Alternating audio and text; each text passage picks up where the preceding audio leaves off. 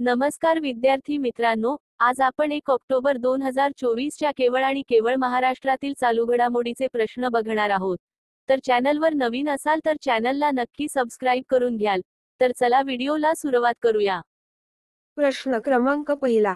रत्नागिरी जिल्ह्यातील कोणत्या गावाला कृषी पर्यटन श्रेणीत सर्वोत्कृष्ट पर्यटन गाव पुरस्कार 2024 प्रदान करण्यात आला?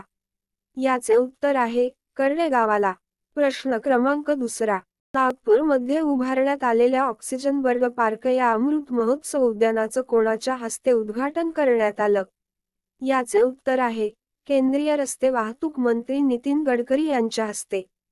प्रश्न क्रमांक तिसरा. नागपूरमध्ये उभारण्यात आलेल्या ऑक्सिजन बर्ग पार्क हा नागपूरमध्ये कोणत्या परिसरात उभारला गेला आहे?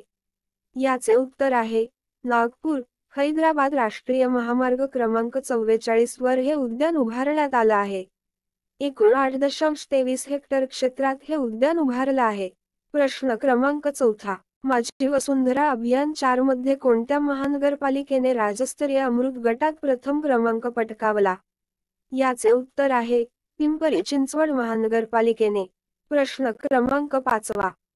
मुंबईतील कोणत्या ट्रस्टच्या शिष्यवृत्ती कार्यक्रमाची सुरुवात पियुष गोयल यांच्या उपस्थितीत झाली असून या कार्यक्रमाअंतर्गत देशभरातल्या 21,000 मुलींना शिष्यवृत्ती मिळणार आहे? याचे उत्तर आहे मलबार चॅरिटेबल ट्रस्ट. प्रश्न क्रमांक सहावा. अमरावती इथं आयोजित महाराष्ट्राची उद्योग भरारी या कार्यक्रमात महिला उद्योजकांसाठी एमआयडीसीत स्वतंत्र भूखंड उपलब्ध करून दिले जातील अशी घोषणा कोणी केली? याचे उत्तर आहे उदय सामंत यांनी. प्रश्न क्रमांक सातवा. सप्टेंबर 27 ला जागतिक पर्यटन दिनानिमित्त छत्रपती संभाजीनगर जिल्ह्यात कोठे 2 दिवसांचं मल्टीमीडिया चित्र प्रदर्शनाचं आयोजन करण्यात आलं आहे? याचे उत्तर आहे वेरूळ इथं. प्रश्न क्रमांक आठवा. विदर्भाच्या विकासासाठी तसेच तरुणांना रोजगार आणि कापूस उत्पादकांना आर्थिक बळ देणारा पीएम मित्रा पार्क कोठे उभारला जाणार आहे? याचे उत्तर आहे नांदगाव पेठ इथं उभारला जाणार आहे. प्रश्न क्रमांक नववा. छत्रपती संभाजीनगर जिल्ह्यात वेरूळ इथे पर्यटन विकास महामंडळाच्या राष्ट्रकूट पर्यटक निवासाचं लोकार्पण दूरदृश्य प्रणालीद्वारे कोणी केले? याचे उत्तर आहे पर्यटन मंत्री गिरीश महाजन यांच्या हस्ते. प्रश्न क्रमांक 10वा. पंतप्रधान नरेंद्र मोदींनी पुण्यातल्या कुठल्या मेट्रो मार्गाचं दूरदृश्य प्रणालीद्वारे लोकार्पण केले आहे?